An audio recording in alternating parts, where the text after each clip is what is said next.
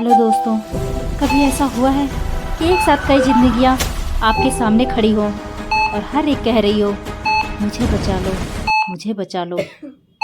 आज मैं जो कविता सुनाने जा रही हूँ वो सिर्फ शब्द नहीं है, ये ट्रॉमा सेंटर की वो सच्चाई है जहाँ मैंने एक माँ की खामोशी, पिता की आंखों का डर और बच्चों की अधूरी उम्मीदें देखी है।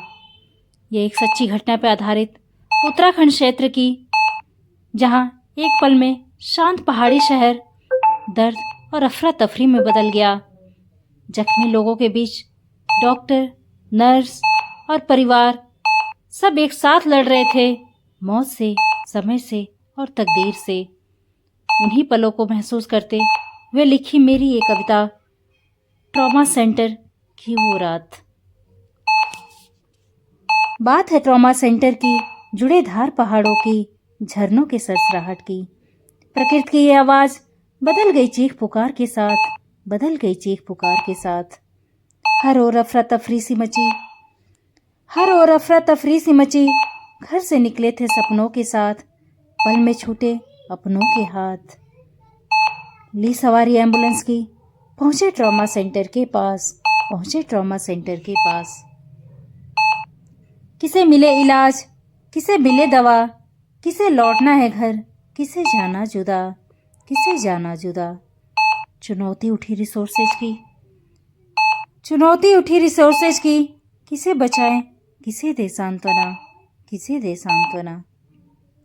डॉक्टर, नर्स सब दौड़ पड़े, अपनी अपनी ड्यूटी निभाने लगे।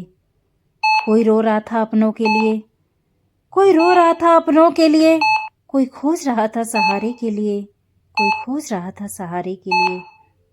किसी के चेहरे पे लाचारी की थकान, किसी के चेहरे पे लाचारी की थकान, किसी के होठों में मौन का निशान।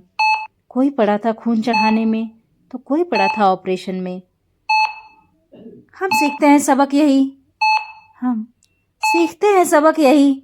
जीवन मृत्यु की डोर किसी के हाथ नहीं। क्षण भर में टूट जाते हैं सपने, रेत सा गिर जाते हैं अपने, रेत सा बिखर जाते हैं अपने।